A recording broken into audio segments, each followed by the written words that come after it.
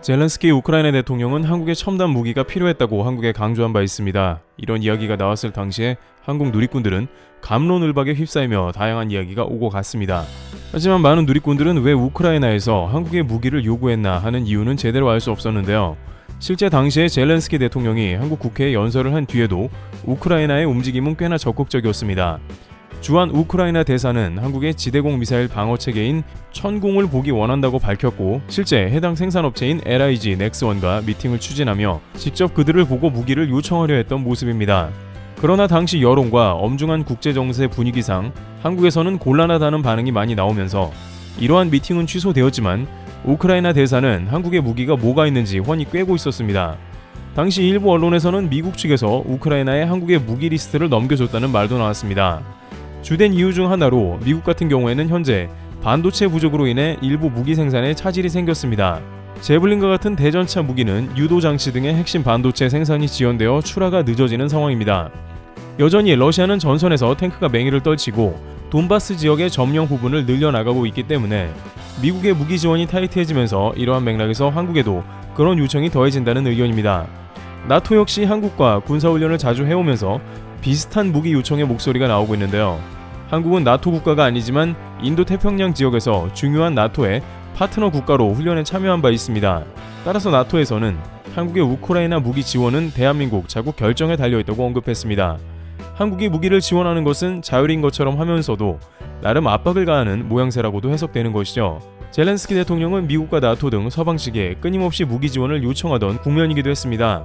그런데 최근 우크라이나 정세와 주변국의 움직임 가운데 그러한 이유가 이제서야 드러나고 있는 것입니다. 우크라이나는 왜 그렇게 많은 국가 중에 한국의 무기를 유독 갖고 싶어 했는지 점점 더 분명해진다는 것입니다. 특히 우크라이나는 물론이고 주변국들에 나온 정황은 왜 한국이 주목받는지에 대한 답변이 되고 있는데요. 그러나 당시 많은 이들은 한국에서 곧바로 우크라이나를 지원하는 것은 여러 가지 문제가 있다고도 말했습니다. 일단은 가장 많이 제기된 문제가 러시아와의 불곰 사업 등 각종 기술이 러시아 기술이 적용된 게 많다는 것입니다.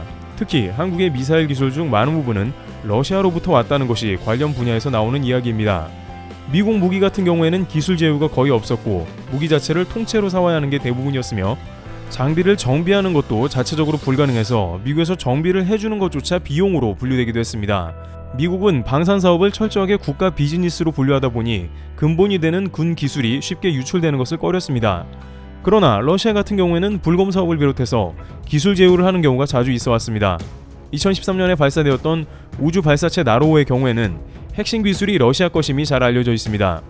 물론 최근 누리호의 경우에는 모든 기술을 국산화시키면서 한국도 7번째 발사국이 된 바 있습니다만 이러한 중간 단계에서 러시아 기술의 역할이 결코 적지 않았다는 것에는 누구나 동의하는 부분입니다.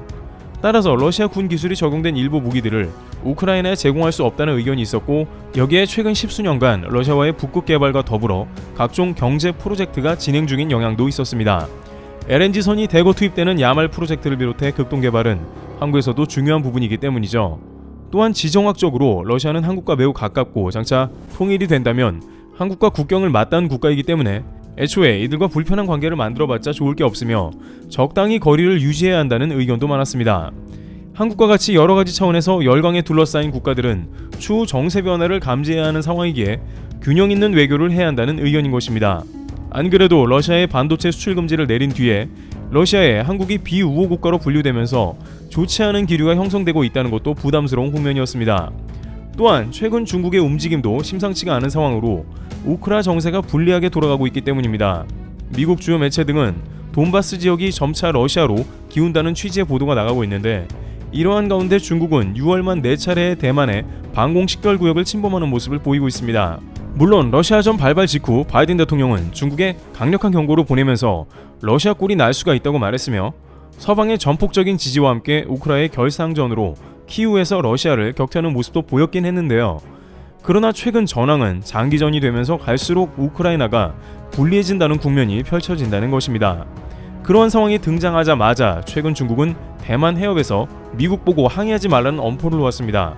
잠잠하던 중국이 러시아 전황을 보면서 미국에 맞대응하며 대만 관련해 심상치 않은 움직임을 보이고 있는 것입니다. 따라서 이러한 불안한 지정학적 위치에서 한국은 자주 국방을 강화하되 주변국은 자극하지 말자는 얘기였습니다. 그런데 이러한 가운데 뜻밖의 한국의 무기를 유럽에서 대거 주문하겠다는 오퍼가 들어온 것입니다. 유럽은 현재 러시아 침공의 충격으로 인해서 독일이 군사화를 서두르는 등 초비상에 걸린 모습입니다.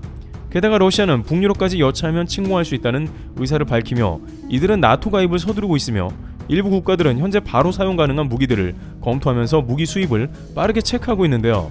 그런데 이들 중에 러시아와 국경을 맞닿으면서도 가장 급한 나라들이 한국을 본격 콜하기 시작한 것이죠. 이들은 구체적으로 재고 뭐하고 생각할 시간도 없으며 가장 단기간에 빠르게 투입 가능한 자원을 원한 것입니다. 우선 마리우시 폴란드 국방장관은 한국에 방문하여 K2 전차 180대 구매 의사를 밝힌 모습이 나왔었는데요.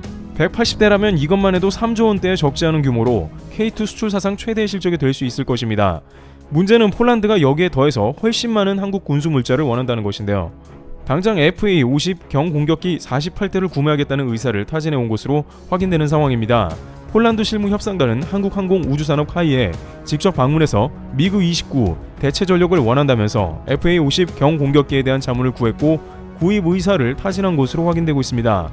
이탈리아 M486과 경쟁을 하고 있지만 초음속 공격기인 FA-50과 비교 자체가 불가능하다는 것이고 필리핀의 내전이었던 마라위 전투에서 맹활약을 하고 실전 경험에서 우수한 점수를 받은 FA-50이 거론된 겁니다. 폴란드는 구체적으로 36개월 내에 해당 기종 모두가 납품이 되는지 여부도 문의한 것으로 보입니다. 이런 흐름 때문이지 카이의 주가도 날고 있는데 최근 안 좋은 주식시장에서 6개월간 100% 상승을 보이고 있습니다. 그리고 여기서 폴란드는 금주에 우크라이나와 같은 행동을 하면서 주목을 더욱 받게 된 모습인데요. 우크라이나가 LIG 천궁 등을 탐냈는데 금주에 방문한 폴란드 방문단은 천궁2 수입을 타진하고 있는 것으로 보입니다. 방산업계에서는 폴란드 방문단은 LIG에 방문했고 제품의 성능과 수입 여부에 대한 문의를 했다고 밝혔습니다. 지대공 요격 체계인 형궁은 우크라이나가 콕 집어 대놓고 필요하다고 이야기한 무기 체계인데 이번 폴란드 방문단을 통해서 왜 그렇게 우크라이나가 원하고 있는지 그 이유가 드러난 셈이기도 합니다. 특히 우크라이나와 폴란드 두 국가는 러시아 요격체계 시스템인 S-300을 사용하고 있는 국가입니다. 하지만 이 S-300이 제 성능을 못 내면서 스팅어 등 서방 무기에 기대는 상황이 많아진 것입니다. S-300은 레이더나 요격 기술 등이 전전세대 기술이 탑재되고 순항미사일도 요격 확률이 급격하게 떨어진 모습입니다. 반면 한국의 천궁2는 첨단 요격 시스템 팩을 탑재하며 기능을 대거 향상시킨 최신 지대공 미사일입니다. 이미 능력은 검증되어 아랍에미리트에 4조 원대 천궁2를 수출하기로 한 것도 더욱 그들 구미에 당겼을 것입니다. 게다가 미국의 요격 시스템인 패트리어트 미사일이 폴란드에 제대로 공급되지 않는 것도 한 원인입니다. 미국은 현재 상황에 우크라이나에 배치하는 것도 타이트해서 더욱더 납기는 지연될 것으로 보입니다. 당장 폴란드는 한시가 급한 상황에 이러한 지연은 곤란하며 빠르게 무장화가 되어야 한다는 것입니다. 한국 입장에서도 우크라이나는 곤란한 면이 많지만 폴란드에 직접 공급하는 것은 문제가 되지 않습니다. 그들이 러시아와 전쟁을 벌이는 것도 아니고 폴란드는 나토국이라 당장 전쟁 날 확률도 낮습니다. 또한 폴란드는 K9 자주포를 96대가량 구매하면서 한국 무기체계에 대한 신뢰는 확보한 상태이기도 합니다. 그들은 그 과정 가운데 또한 한국의 납기를 얼마나 정확하게 맞추는지도 확인한 상황입니다. 미국의 무기 공급에서 납기에 대한 실망은 폴란드 국방부를 낙담시켰고 대체제로 한국을 낙점한 것이죠.